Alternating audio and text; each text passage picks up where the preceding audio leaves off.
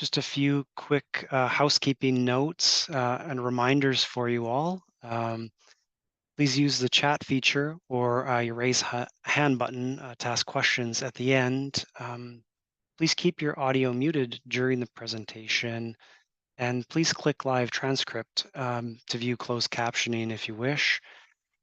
If you are on social media, feel free to use the hashtag Creminar. It's important that you know this event is being recorded and it may be posted to the web or on social media for later viewing by people who couldn't join us today. All participants should be aware that their voice, that their video image, questions, and name as entered in Zoom may appear in that recording, and the voices, presentations, and video images or featured speakers may also appear in the recording.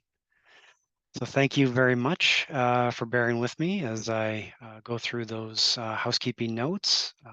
Thanks to the American Institute for the History of Pharmacy and School of Pharmacy here at UW staff. That includes Kristen Husett, it includes Ellie Proboski, it includes Hannah Swan, Beth Fisher, and Gregory Higby.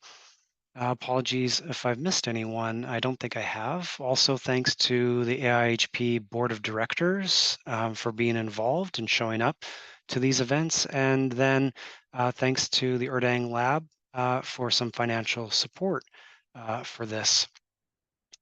This is the 5th iteration of the Edward Kremers Seminar in the history of pharmacy and drugs. And I'm very excited, actually, that this year we're focusing on community pharmacy. Community pharmacy, sometimes called retail pharmacy, is arguably the most common type of pharmacy that offers the public access to medications and a knowledgeable healthcare provider.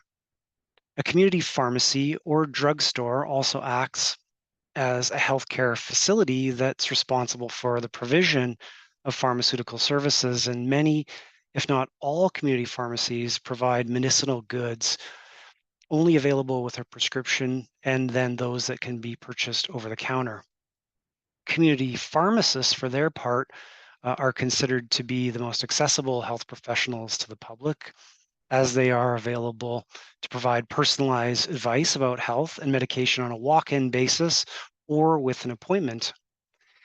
The Edward Kremers Seminar in the History of Pharmacy and Drugs is going to focus on community pharmacy from a variety of perspectives and disciplines. And it's because community pharmacy has been in the headlines so much over the past few years that we decided at the Institute that it was very important that we focus on this topic.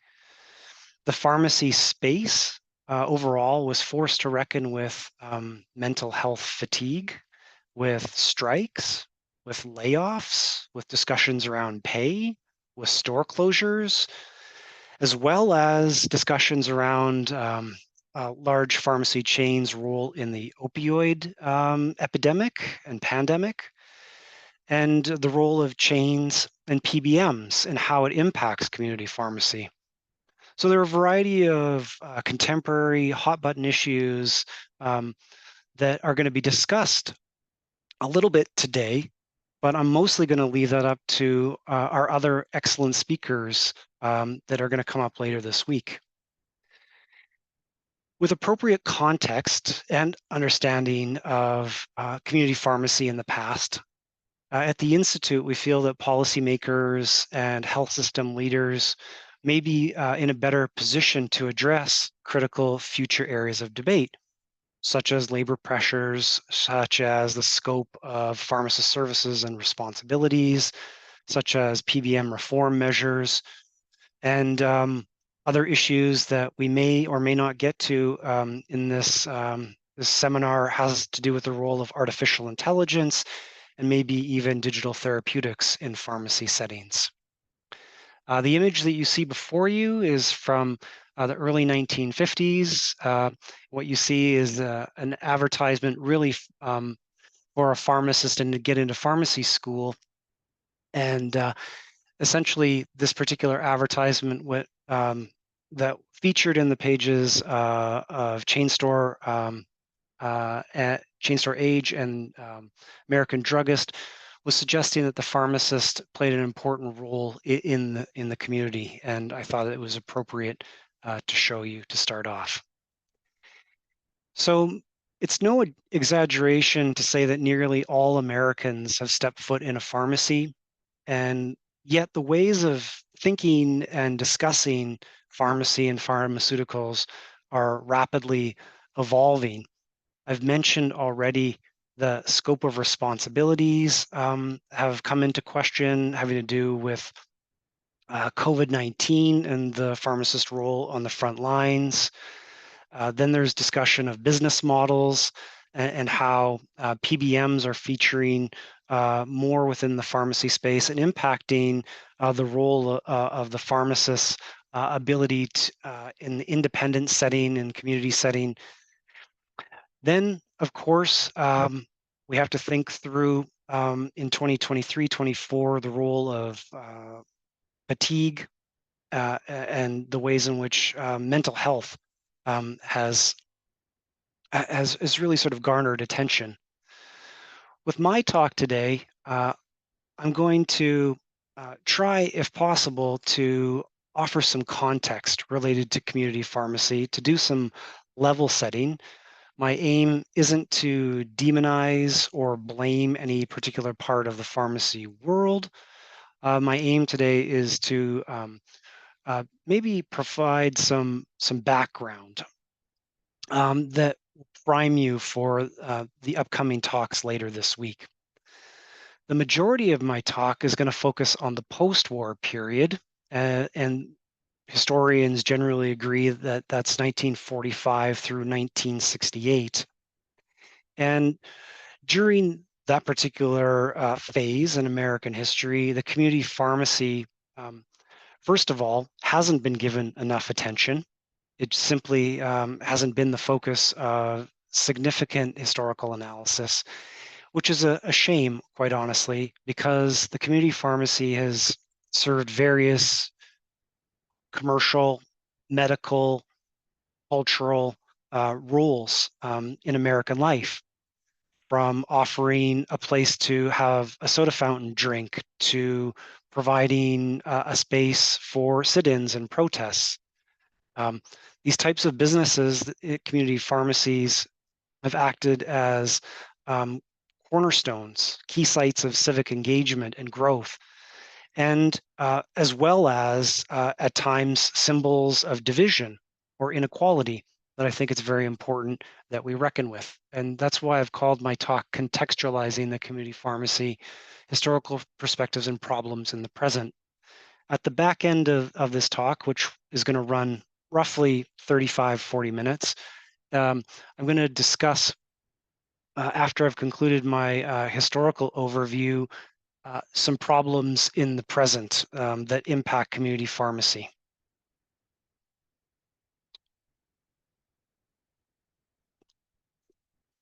Apothecaries, druggists, pharmaceutists, they've all been deeply entwined in the American medical marketplace and healthcare since the beginning. And while there was also tremendous diversity and evolution in pharmacy practice across the United States, pharmacies emerged as the new corner store in the 1930s. And recognition of the term pharmacist has steadily increased since that time as well, which you can see on the screen before you.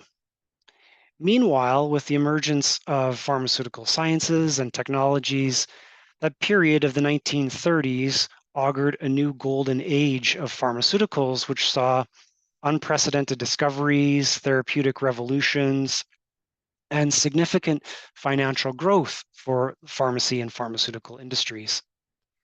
At the outset of the Great Depression, the twin fields of pharmacy and pharmaceuticals saw the beginnings of expansion and glimmers of growth that would be cemented in the post-war period.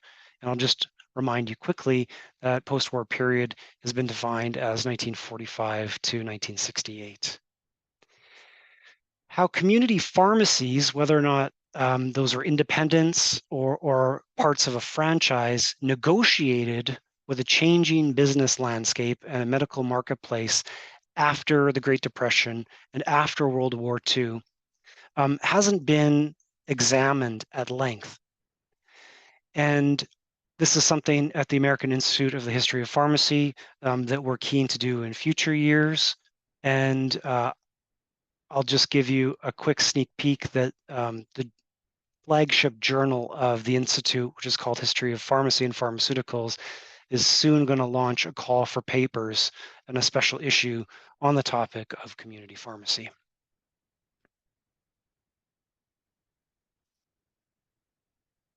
In a recently published paper that I co-authored, I interrogated two models of the pharmacists and their work environment in the post-war era as a way to jumpstart this type of historical research. Now, these models, a conscientious guardian image and a commercialized jungle representation of drugstores, were voiced by pharmacists themselves. So I was using language coming from debates around pharmacy practice in the 1950s and the 1960s.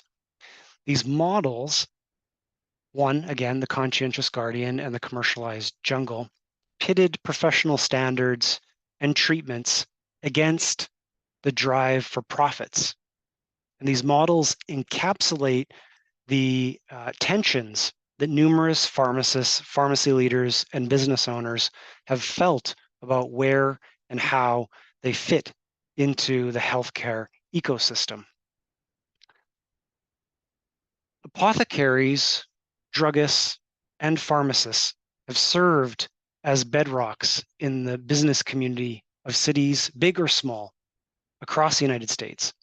Whether it's been a professional pharmacy, a traditional drugstore, or super drugstore, these businesses have acted as cornerstones of civic interaction and health-related counseling. They helped prevent the decline and destruction of Main Street, or at least delayed the process. And it's worth theorizing to a greater extent how pharmacies in various manifestations have constituted part of the American project following World War II. It certainly wasn't preordained that Americans would see the continued strength in the pharmacy sector or the rise of chain pharmacies in the post-war period, nor was it a given that the American pharmaceutical industry would march towards a position of supremacy by the 1990s and the 2000s. And so it's valuable to place a spotlight on the community pharmacy within the post-war period. Health specialists of various kinds jostled for position and standing in the American market during the late 19th century, and then, of course, the 20th century. Amid this contestation over health and medical expertise, the profession of pharmacy was forced to engage with numerous internal and external debates. For example, was pharmacy a profession or a trade? Were pharmacists healers or were they retailers? What type of specific services ought to be offered in the community pharmacy? Where might the pharmacy and pharmacist expertise and goods slot in alongside other health professionals? These are the types of questions that were famously articulated in Shall Pharmacists Be Tradesmen, a book published by the rabble-rousing pharmacy writer George Seabury in 1899, and which prefigured debates around the community pharmacy in the post-war period. These questions, in other words, would resonate into the future, and indeed they help to frame the history of community pharmacy as one pitting a conscientious guardian of health against a business owner operating in a commercial jungle. The cartoon that you see in front of you is from June 8th, 1912, and it was from an issue of the satirical magazine called Judge. This cartoon critiques, essentially, the abundance of non medical products that were sold in drugstores in a community pharmacy. It represents an early example of pharmacy as a retailing rather than a healing space. And as you can see, that there are many different types of products on offer: egg shakes, angel flips, peacock fizzes, chocolate sundaes. Of course, this is referencing the soda fountain, which became sort of deeply ingrained within the American psyche and became part of a fixture within many pharmacies, community pharmacies, and drugstores across the United States.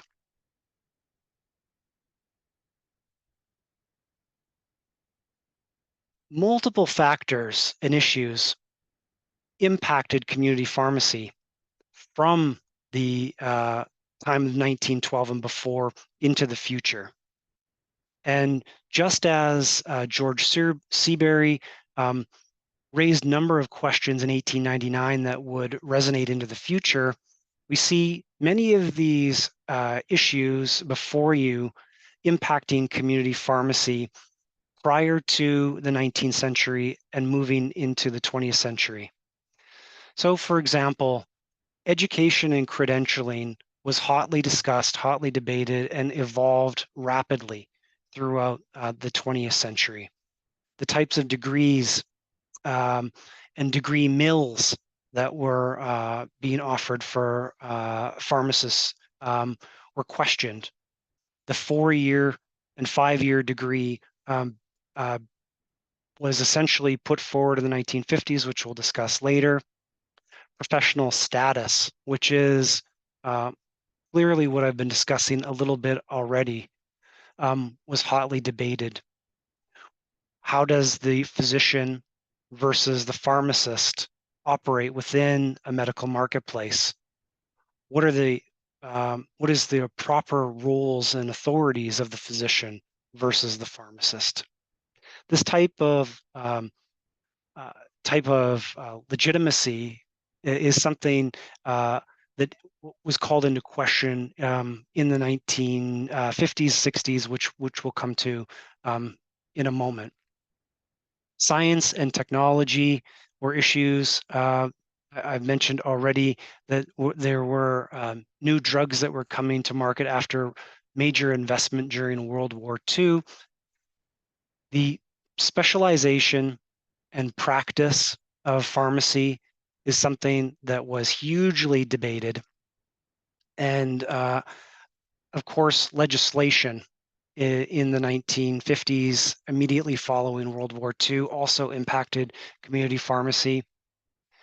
New business models, and then finally, associations are all factors and issues that must be considered when thinking around how the community pharmacy um, has been evolving over time. And here I'll just flag up for you the role of the American Pharmaceutical Association and the National Association of Retail Druggists. I think this is probably most pertinent for us. It was in 1898 that the National Association of Retail Druggists split off from APHA, and there was a rupture between the two groups. The APHA was regarded somewhat in sort of the vein of being elite, as being professional, having a scientific and industrial bent, whereas those who subscribed and broke off with NARD were, for the most part, small business owners who were aspirational in trying to establish themselves a business. They had commercial interests in mind. They bent, if you can put it that way, towards anti-government and were slightly more conservative, asking for less regulations. And they were extremely proud of the drugstore and its role in society. They were very proud to be fixtures in different types of communities. You have, during the 20th century, carrying forward into the 1940s, this post-war period that we're focusing on, interlocking processes of urbanization, industrialization, and professionalization, which helped transform the medical marketplace and ultimately community pharmacy. Within that system and within that marketplace of medicine, pharmacists and pharmacy practice changed dramatically to balance profit and public safety. For instance, in the 1950s, pharmacists grappled with their identity. They grappled with pricing policies and about marketing themselves as providers of health information, as well as the nature of the products that they sold. You see this early on with NARD rupturing from APHA in 1898. Leaders of trade associations, such as the American College of Apothecaries, the American Pharmaceutical Association, which I've mentioned, the American Pharmaceutical Manufacturers Association, suggested that there needed to be a public relations initiative to win over the American public and essentially underline the value of pharmacy and, by extension, the community pharmacy in American life. In 1953, the president-elect of APHA, F. Royce Franzoni, suggested that it was extremely important that the pharmacy profession seek to enhance professional prestige and improve public relations with all Americans. And I quote, "Any initiative ought to be a carefully planned publicity program advising our lay brothers of the excellent services and professional counsel we can afford them," unquote. It was vital, according to Franzoni, to convey the pharmacist as less than a retailer or a business owner, and more as the Remington Medal winner and pharmacist Hugh Muldoon noted, a conscientious guardian of the health of the people that he really is. Excuse the gendered language.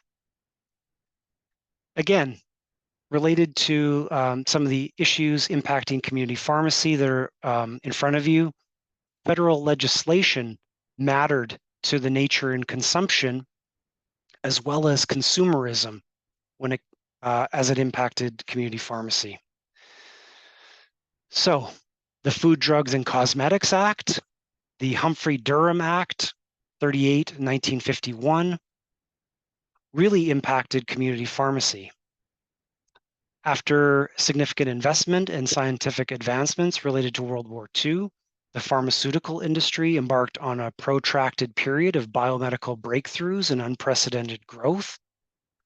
And by mid-decade, the number of pre-manufactured drugs dispensed across the country increased by 50%. Diagnostic discretion was effectively taken out of the average pharmacist's hands as Humphrey-Durham legislation created classes of legend and over-the-counter medications, and patients required a prescription to acquire the former. This, according to Green and Siegel-Watkins, was extremely important in establishing professional boundaries between the pharmacist and the physician.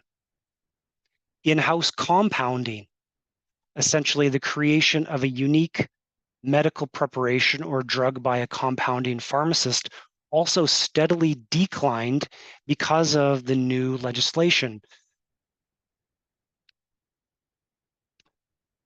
As major changes occurred in the way drugs were processed, the way that they were purchased, with new laws and such, the pharmacy profession was characterized itself by increasing disruption related to ethics, education, and practice during the post-war period. There were major discussions about adherence to traditional dispensing practice and the development of more sophisticated patient care services, such as hospital, clinical, ambulatory care, pharmacy practice. So hearkening back to the question and the book, Shall Pharmacists Be Tradesmen? A rift occurred between those who advocated a professional, pristine, health-oriented approach and owners in the community, independent store owners, who wanted to stick with a retailing model.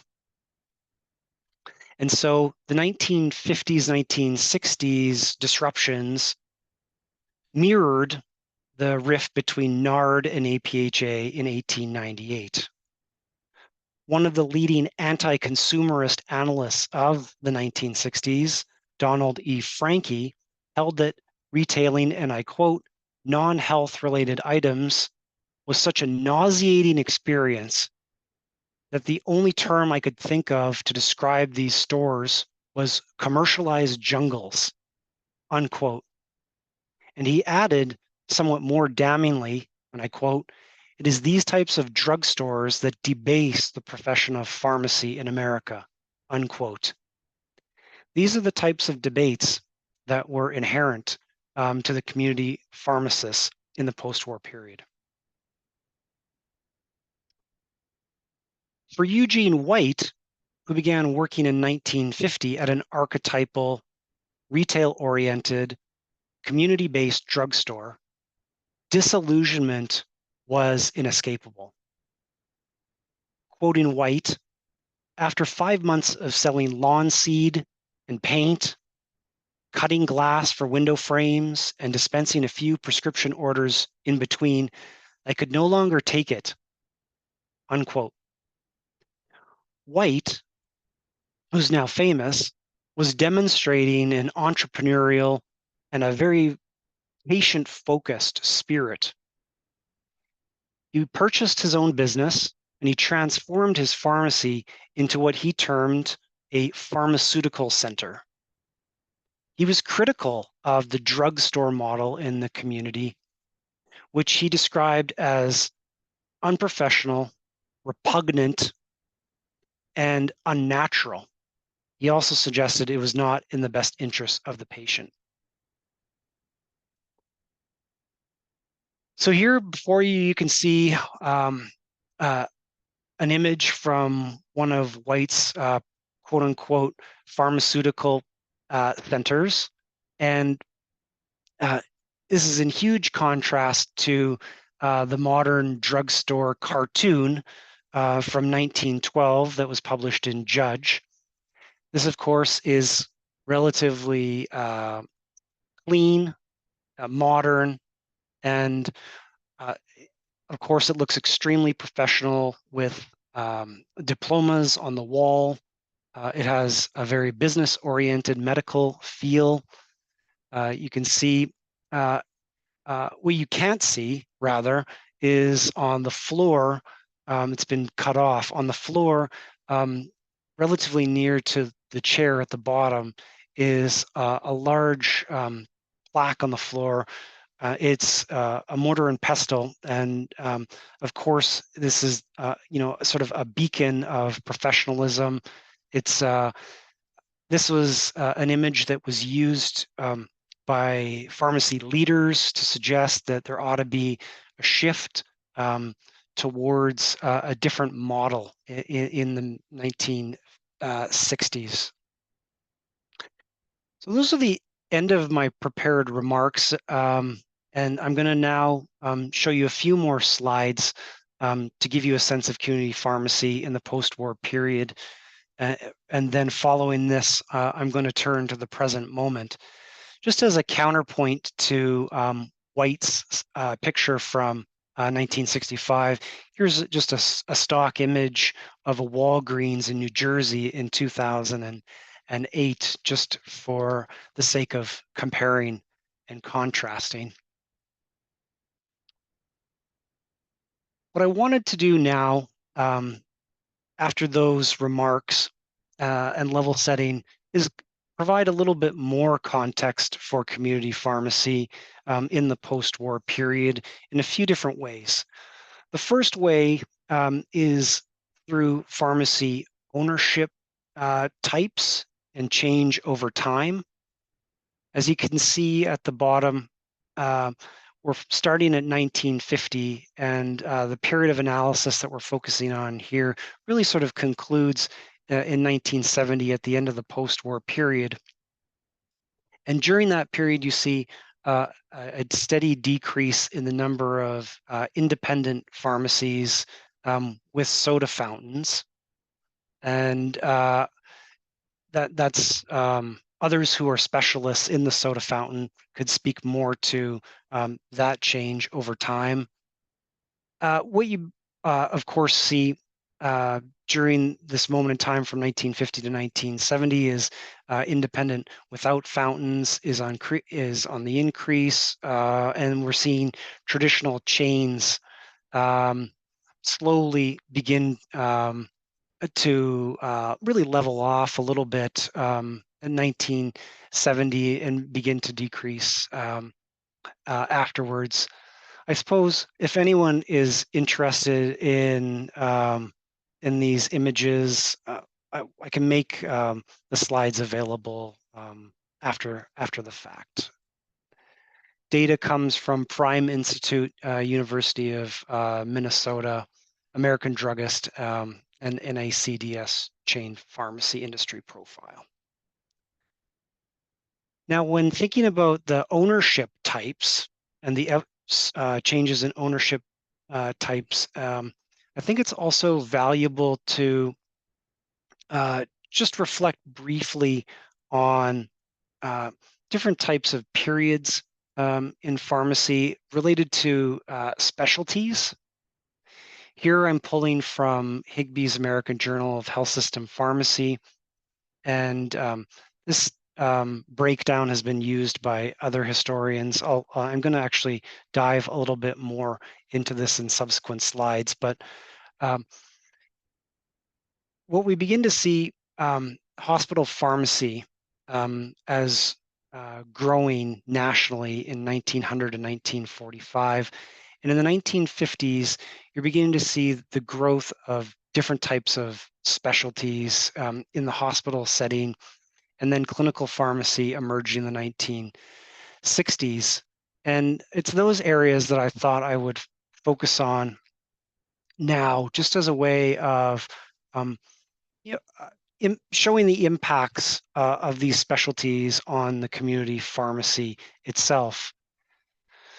And so I'm going to just get a bit more granular now around these topics. In 1949, you see the publication of a pharmaceutical survey that was at the time the largest of its kind following World War II. The survey found or recommended rather that a new profession, and I put this in quotation marks, was required, and it advocated for pharmacists as advisors on drugs and advocates for health. This survey also recommended a new degree was required, a 5-year PharmD, and this was implemented in California, but not nationwide. And there was significant debate around the 5-year Pharm degree being implemented across the country. Now, it's also worth noting during this moment in time in the post-war period that, as previously noted, compounding in the pharmacy began to rapidly decrease from roughly 25% of prescriptions being compounded in-house in 1950 to 2% in 1960. So this is a significant drop in the type of work that's being done by the pharmacist. It also speaks to the ascension of manufacturing of given medications and pharmaceutical products by the pharmaceutical industry itself. And then, of course, that changes the scope of practice for the pharmacist. The pharmacist is no longer a scientist and compounder of materia medica, but more of a dispenser. and working with the patient one-on-one, talking about drug-drug interactions, helping them with understanding, funding, and the like. During this post-war period, community pharmacy is also impacted by the American uh,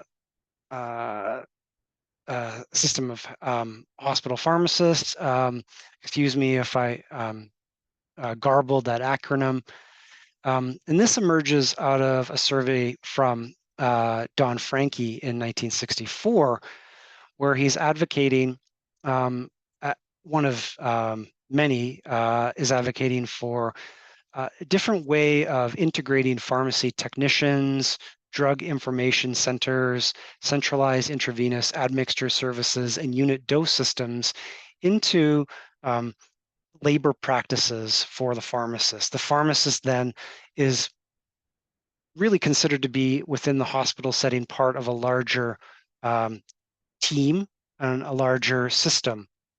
And this is then going to impact what's being offered in community settings and ultimately how community pharmacies and drugstores organize themselves. Pharmacy practice, it's also worth noting in the post-war period from 1950 to 1970, is restricted to a certain extent. With compounding eliminated, if not completely gone the way of the dodo, you're beginning to see tensions around what's next. You have anti-substitution laws being passed by the states, which of course restricts the ability of the pharmacist to have decision-making power in the in the pharmacy setting. And so, of course, there's a little bit of dissatisfaction during this period because only dispensing remains. I wanted to flag this up for you because this type of dissatisfaction and changing scope of practice, I think, has resonance in the present moment. And I don't want to step too much on future speakers' toes, but this is something I just wanted to flag up for you and highlight for you as one of the recurring features in pharmacy history, and particularly community pharmacy history. And then finally, by the end of the post-war period, we're beginning to see something of a paradigm shift during this tension and growth, where we see the emergence of clinical pharmacy. And in 1965, Don Brody makes the case that the ultimate goal of the services of pharmacy must be the safe use of drugs by the public. And in this context, the mainstream function of pharmacy is clinical in nature, one that may be identified accurately as drug use control, unquote. So the old gives way to the new. The old was a distribution model, a dispensing model purely that was product oriented. This new paradigm shift has to do with putting the patient at the center of the pharmacist training and the mission of pharmacists to help people make the best use of their medications. So this post-war period, with all its ebbs and flows, ups and downs, clearly there's a lot going on and it's difficult to encapsulate. But by the end of the post-war period, you're beginning to see excitement in the pharmacy landscape and the pharmacy profession as this new specialty of clinical pharmacy gains attention, increasing attention of leadership in the organizations. It's important to recognize, with my final bullet point here, that in community practice, this clinical pharmacy model meshes with reform efforts of Eugene White and others, obviously, to help modify the drugstore model. This drugstore model that had been critiqued as early as 1912 in the pages of Judge, and before that in 1899 in Seabury's Shall Pharmacists Be Tradesmen? So this particular part of the talk has been to level set, to help you understand some of the issues that have characterized community pharmacy and issues that are more than likely going to come up in future conversations that later this week during other seminars. But the last part of my talk, what I wanted to do was focus on the present moment. And maybe if I can, uh, prime you a little bit further for not just these upcoming talks, but also give you a greater sense of what's happening with pharmacy policy landscape and what's happening in the newspapers. The president of the American Institute for the History of Pharmacy, John Grabenstein, Remington Medal winner, likes to use the phrase "history informs progress." And I think at this particular moment, that's where I can definitely latch on to the phrase. What we saw after clinical pharmacy moved forward in the 1960s, because of the work of Brody and Frankie, because of the work of others that I haven't mentioned, you begin to see innovations in community pharmacy. The community pharmacy practice begins to change. And there are a few bullet points on the screen before you that help to illustrate the way community pharmacy adjusted.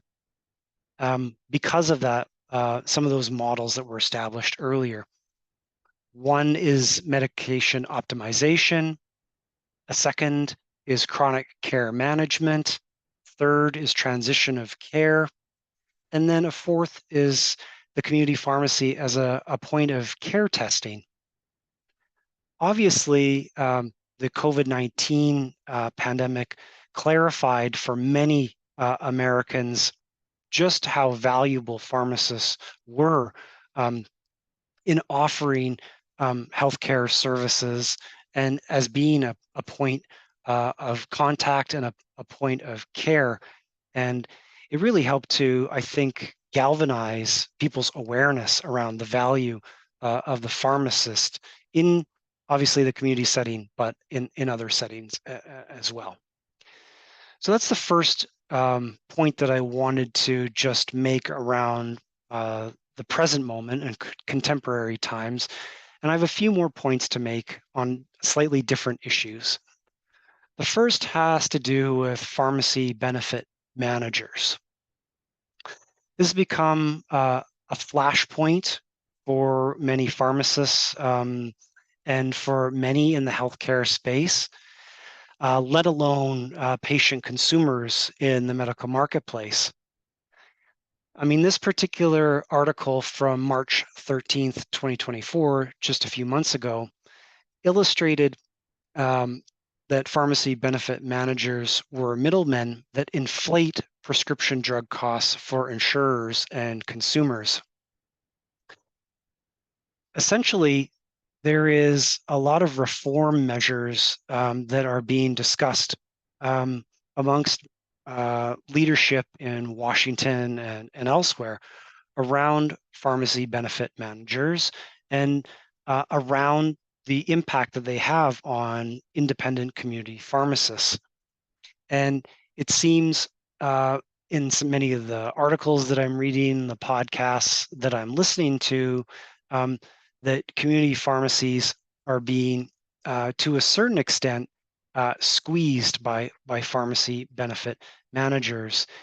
And my reaction to this is that we need as much evidence as we possibly can to write these types of histories. And my goal as the executive director at the AIHP is to try and collect oral histories from community pharmacists as well as individuals in the PBM space to better understand the interaction and interconnection between PBMs and independent community pharmacies, and community pharmacies that are also part of chains in the future.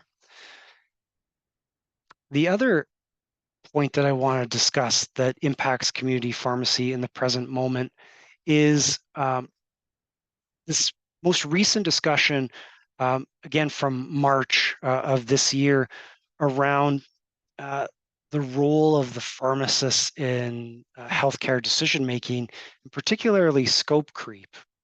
The American Medical Association penned a number of articles, blog posts, and then papers that had been commissioned, suggesting that the AMA was best positioned to provide healthcare to patients, and that that they were the optimal types of healthcare professionals to be working closely with said patients. And so they AMA was suggesting that quote unquote scope creep on the part of pharmacists in hospitals, but also in community pharmacies, was something that needed to be resisted. This is an important part of community pharmacy history, especially in light of what we have just discussed in the 1960s and the post-war period.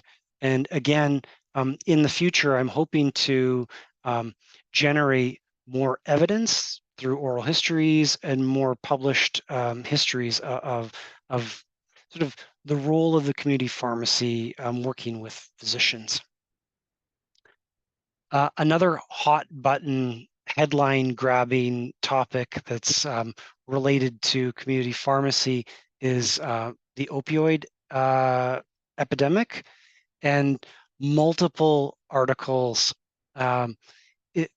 in different venues have suggested that the pharmacist's role needs to be thought through more clearly, that that there were certain bad actors in community pharmacies, that more restrictions needed to be implemented. And so this is just another issue that is worth highlighting for you. The community pharmacy and opioids will be discussed later this week, as will the role of fatigue, which that brings me to this last slide. In late October 2023, you saw that pharmacists were going on strike. According to, this is from NBC News, pharmacies are boring. I'm not sure I agree with that, or at least they're supposed to be boring according to this news article, but they've been getting too interesting for comfort. And the reason they were getting quote unquote interesting is because pharmacists were feeling unwell, unsafe, and there needed to be an improvement in working conditions. And this had to do with layoffs, with filling quotas, with working long hours, and it's related, of course, to pressures, financial pressures that are being put on pharmacies, either the chain pharmacies or independent pharmacies by, in some cases, PBMs. So high drug prices and pharmacy deserts. Protesters blame drug middlemen and are demanding regulation from Washington. So what I'm trying to do here, just by flagging up some of these larger issues, is show you sort of a web of connection between what's happening in the community pharmacy space, the larger pharmacy space, that has echoes in history. And I hope that you have enjoyed this, I guess, blast from the past, but also trying to connect this to the present moment. I wanted to keep this around 45 minutes and give you some time for questions over the lunch hour. And the last thing I'll say is that I really appreciate everyone taking part in this seminar. And wanted to let you know, of course, that we have talks from Dr. Taylor Watterson on a look behind the counter, examining community pharmacist occupational fatigue. That's on the 29th, tomorrow. Then we have Dr. Liz Chiarello, um, Trojan Horse Technologies, how prescription drug monitoring programs encourage pharmacists to police patients. That's on the 30th. And then on the 31st, we have Hannah Rose Swan, the archivist in the School of Pharmacy here, discussing preserving community pharmacy history, institutional and personal approaches. And I'm looking forward to all of these talks. I'm hopeful that you'll be able to attend in person. If you're not able to attend in person, you will also have the opportunity to see these on the AIHP YouTube page, which you can easily search for um, and watch multiple videos, including these videos.